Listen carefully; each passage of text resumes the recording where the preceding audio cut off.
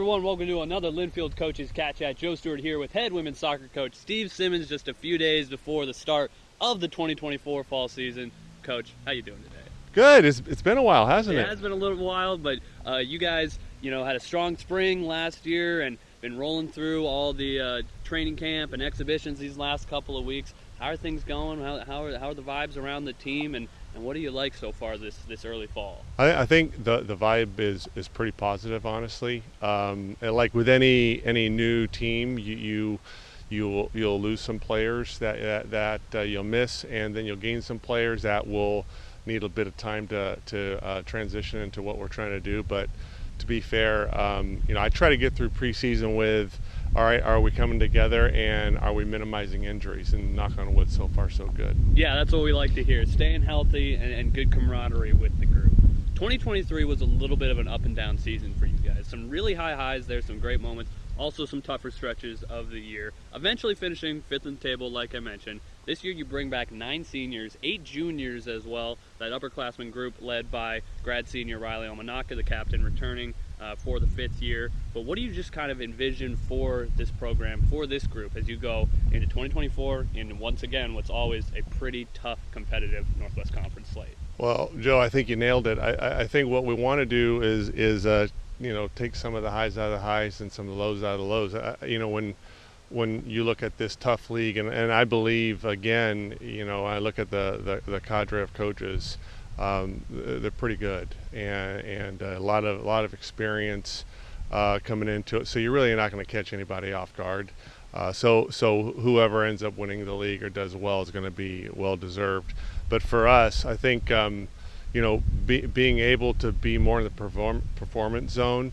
I think that if you were to take some of those scores where we scored a lot of goals, right, and maybe blew some teams out, I would trade those for maybe 1-goal victories and maybe more of a solid defensive performance, because I think at the end of the day that's going to yield you more points in the table, and that's what we want to do. We want to be higher in the table. I think 5th was fair, honestly. I thought it was a fair result, and the table doesn't lie. You play each team twice. It is what it is.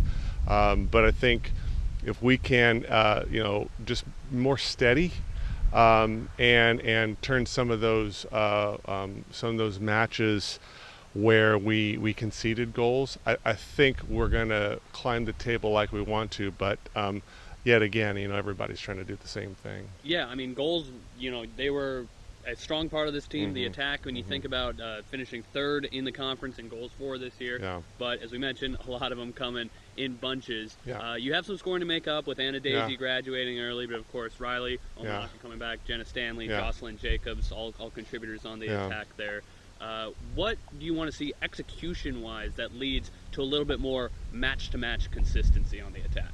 Yeah, I anytime you miss personalities like you do every year, you're going to have to come up with some solutions. I think with the players that are returning, we had, like you had mentioned, we had a wonderful spring. We were able to go to Spain, which playing 3 extra games. We were able to train extra for that.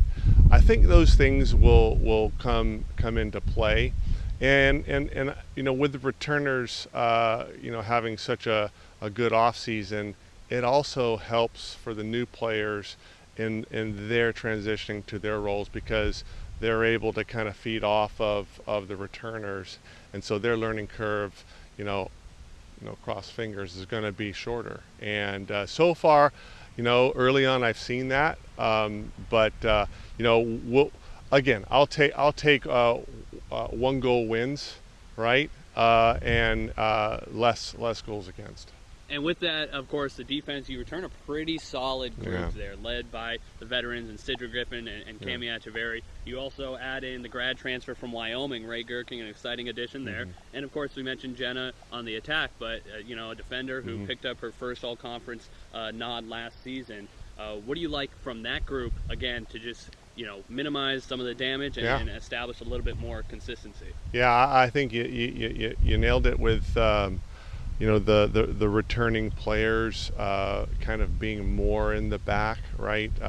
So we've got We've got some assuredness back there. Everybody's a year older. And then you add, you add a sprinkling of some new players. You mentioned Ray. Ray's, her quality is her quality. You see her play. She's a D1 transfer, and but is a very solid, steady player that people are, they're very confident in. And then, in the goal, with Lexi's a year older, and feeling strong, feeling good, and so in the back, I think we're going to be fine. But honestly, our defensive effort is going to come from our front six, and we like to be a team that presses a little more than we did in the past. And I think if we can do that, I think again we'll hopefully see a decrease in goals against. So with that, more of an aggressive play up front defensively, hoping to create some more turnovers and be a lot more aggressive on the counter, right? That's right. That's exactly it. And so there's a lot of different ways to go about it. I think the role of the coach is to obviously have their philosophy, but the game model is going to be dependent on the players that they have and maybe what works in their league. And so for us, I think just building on the spring and with the new players that we have, I think we're at a good start. But these first 2 weeks is to shape us for league play, and league play for us is everything. Just to go back to the goalkeeper situation for a little bit, Lexi Fritz, when she's healthy, she's as dynamic a keeper as there is in the Northwest Conference. Obviously, had the season-ending injury last year. Emily Miller and Emma Mulligan both stepped up really nicely. Unfortunately, Emily had a big injury herself there, and she'll kind of be in a player-coach role here to start the season. Also brought in 4 players as well, a transfer and 3 freshmen.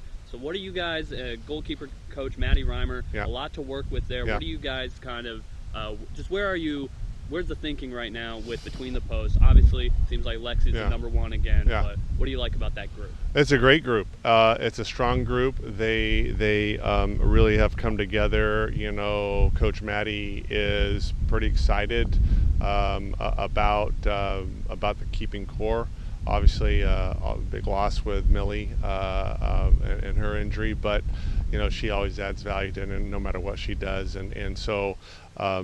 But with the new players, we've got one that will continue to rehab over the fall, and will join us in the spring, and then we've got 3 freshmen that are coming along nicely. Each freshman will have their own learning curve, and they'll learn in their own way, and they're getting used to a new life. They're getting used to new workload in academics. And a new way of how we may play and requirements. So, but overall, they've really had a strong preseason. So I'm really positive about our goalkeeping core. So one more preseason match on Friday against Columbia Basin Community College. 5 matches at home to start the season. You're here in the friendly confines of our beautiful pitch here. Sure. How do you want to see this team really take advantage of an early season home stretch to kind of kickstart the season? Yeah, I think it's coming together to be ready for the league. The league play will come thick and fast for us, and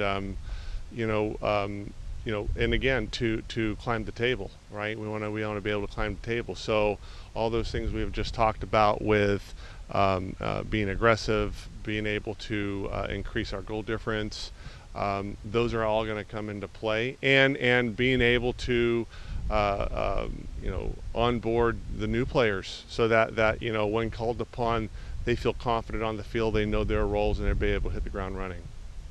Wildcats start the season this upcoming weekend, Friday night here in McMinnville against Columbia Basin Community College, starting in earnest on Monday against Evergreen State. Both of those here at home. Monday, that'll be a 7 o'clock start. And 5 straight at home to start the year for the Wildcats is something you got to love to see. We'll, of course, have live coverage of every home match on the Linfield Sports Network. Coach, thanks for the time, and good luck this season. Thanks, Joe.